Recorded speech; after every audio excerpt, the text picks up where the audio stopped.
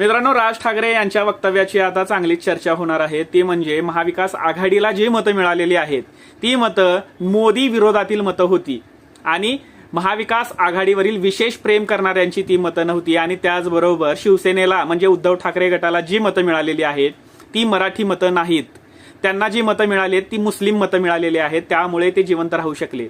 आणि त्यासोबतच ते पुढं असंही म्हणाले की अमित शहा यांना प्रत्यक्ष भेटून राज ठाकरेंनी काही गोष्टी सांगितल्या. त्यातील एक गोष्ट म्हणजे की तुम्ही शिवसेनेतील 40 आमदार फोडले तिथपर्यंत ठीक होतं, पण शिवसेना पक्ष घेणं, त्यांचं चिन्ह घेणं हे महाराष्ट्रातील जनतेला पटलेलं नाही. आणि त्याचबरोबर तुम्ही उद्धव ठाकरे यांच्या भोवती जे राजकारण करायचंय ते राजकारण तुम्ही करा, पण बाळासाहेब ठाकरे यांना राजकारणात ओढू नका. कारण महाराष्ट्रामधील जनता आज सुद्धा बाळासाहेब ठाकरेंना खूप मानते. त्याचा परिणाम तुमच्या मतांमध्ये होऊ शकतो.